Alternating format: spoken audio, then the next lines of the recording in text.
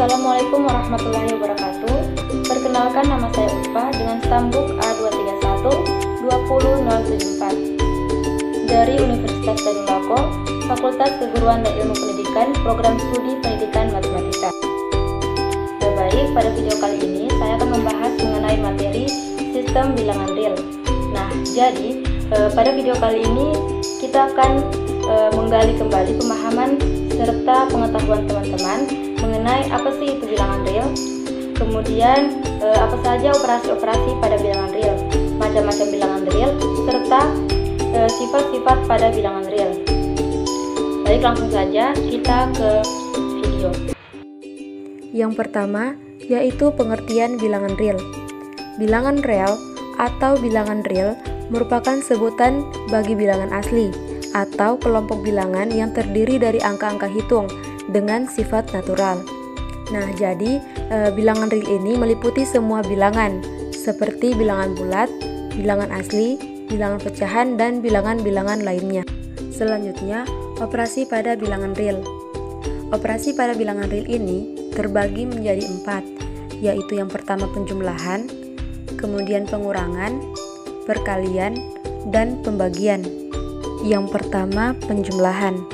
Penjumlahan merupakan suatu operasi yang disimbolkan dengan tanda tambah atau plus.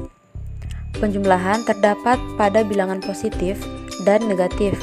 Contohnya itu seperti 3 ditambah 4 sama dengan 7, 5 ditambah negatif 2 sama dengan 3, negatif 4 ditambah negatif 4 sama dengan negatif 8. Jadi, dalam garis bilangan itu, jika dijumlahkan, maka dia akan bergerak ke kanan dan nilainya itu akan semakin besar.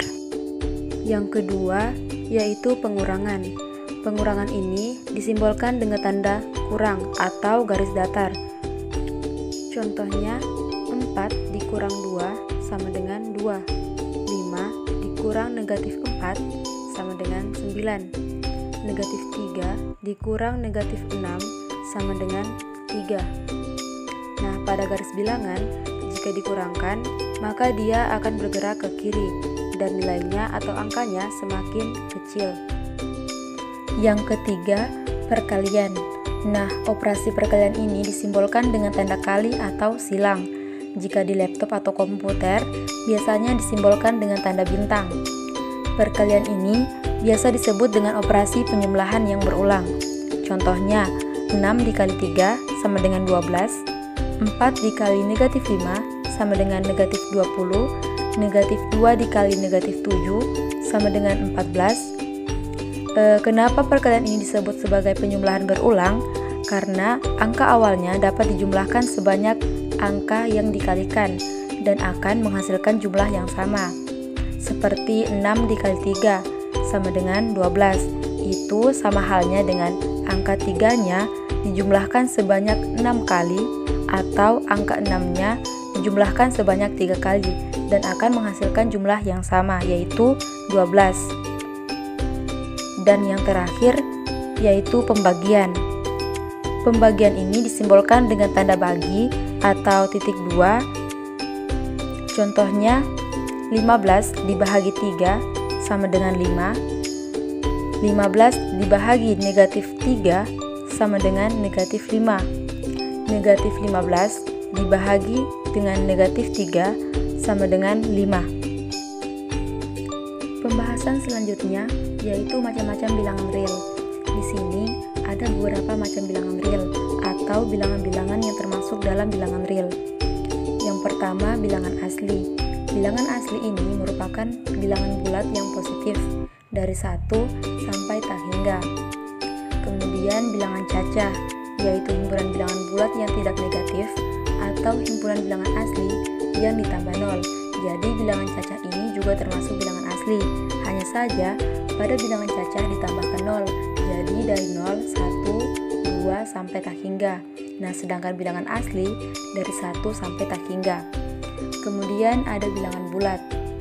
Bilangan yang terdiri dari bilangan positif dan negatif dan bilangan 0.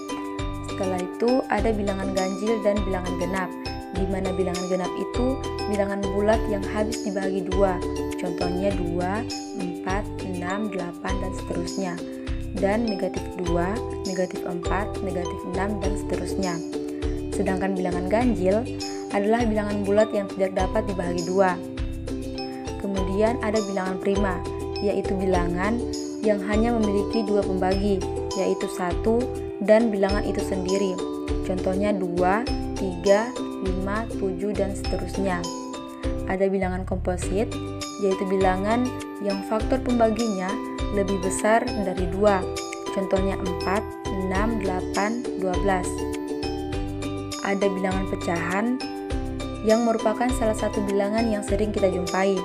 Bilangan pecahan ini dapat disimbolkan dengan A per B, di mana A bilangan pembilang atau sebagai pembilang dan bilangan B sebagai penyebut.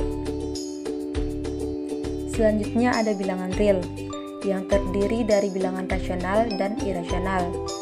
Bilangan rasional sendiri bilangan yang dapat diekspresikan dalam bentuk A per B, di mana A dan B adalah bilangan bulat dan B tidak sama dengan 0. Contohnya 2 per 3, 3 per 7, 11 per 23, dan lain-lain. Nah, bilangan rasional ini juga termasuk bilangan pecahan. Sedangkan bilangan irasional merupakan sistem bilangan yang tidak dapat dinyatakan dalam bentuk pecahan A per B, tetapi dinyatakan dalam bentuk desimal. Contohnya 0,5, 2,3, dan seterusnya. Jadi bilangan ini kebalikan dari bilangan rasional. Kemudian ada bilangan imajiner. Nah, imajiner ini merupakan bilangan yang dapat didefinisikan sebagai I pangkat 2 atau I kuadrat sama dengan negatif 1, dengan I merupakan simbol angka imajiner. Dan yang terakhir ada bilangan kompleks. Bilangan kompleks adalah bilangan yang dinotasikan dengan A tambah BI, dengan A, B itu merupakan bilangan real dan I merupakan angka imajiner. Nah, bilangan kompleks ini merupakan penjumlahan 2 suku, dengan suku pertama bilangan real dan suku kedua yaitu bilangan imajiner. Contohnya 4 ditambah 3i, 6 dikurang 5i, dan i pangkat 3. Dan pembahasan terakhir yaitu sifat-sifat bilangan real atau sifat-sifat pada bilangan bulat. Nah, sifat-sifat bilangan real ini terbagi menjadi 5, yaitu sifat komutatif, asosiatif, distributif, identitas, dan sifat inverse. Yang pertama, sifat komutatif. Sifat komutatif ini merupakan operasi hitung pertukaran, di mana ketika menggantikan urutan bilangan dari bilangan yang dijumlahkan atau dikalikan tidak akan mengubah hasilnya. Nah, sifat komutatif ini hanya berlaku pada penjumlahan dan perkalian. Contohnya, 3 ditambah 5 itu sama halnya dengan 5 ditambah 3. Jadi, angka pertama digantikan dengan angka yang dijumlahkan tidak akan mengubah hasil penjumlahannya. Begitu juga pada perkalian. Contohnya, 3 dikali 5 itu sama dengan 5 dikali 3. Yang kedua, sifat asosiatif. Nah, sifat asosiatif ini merupakan operasi hitung pengelompokan. Sifat asosiatif adalah sifat operasi hitung terhadap 3 bilangan menggunakan bantuan pengelompokan 2 bilangan dengan tanda kurung. Contohnya, 2 ditambah dalam kurung 3 ditambah 4 itu sama halnya dengan dalam kurung 2 tambah 3 ditambah 4. Dan pada perkalian 2 dikali dalam kurung 3 dikali 4 sama dengan dalam kurung 2 dikali 3 dikali 4. Yang ketiga yaitu sifat distributif, yaitu sifat operasi hitung dengan 2 operasi hitung yang berbeda. Ada yang berfungsi sebagai operasi penyebaran dan ada yang berfungsi sebagai menyebarkan bilangan yang dikelompokkan. Contohnya, 2 dikali dalam kurung 4 ditambah 5 sama dengan 2 dikali 4 ditambah 2 dikali 5. Jadi di sini yang berfungsi sebagai penyebaran yang berada dalam kurung. Sedangkan yang berfungsi sebagai menyebarkan yang itu angka yang di luar kurung atau 2. Sifat yang keempat yaitu sifat identitas, yaitu sifat operasi suatu bilangan yang jika dijumlahkan atau dikalikan, hasilnya bilangan itu sendiri. Contohnya, pada penjumlahan 0, sebab X ditambah 0 sama dengan X, yaitu bilangan itu sendiri. Dan pada perkalian 1, X dikali 1 sama dengan X. Dan yang kelima yaitu sifat inverse. Inverse ini merupakan suatu kebalikan. Jadi setiap bilangan real X itu mempunyai inverse yang biasa disebut negatif. Jadi negatif X yang memenuhi X ditambah negatif X itu sama dengan 0. Dan setiap bilangan real X yang tidak 0 mempunyai inverse. Contohnya, inverse dari positif 3 itu sama dengan negatif 3 atau kebalikannya. Dan 3 ditambah negatif 3 sama dengan 0.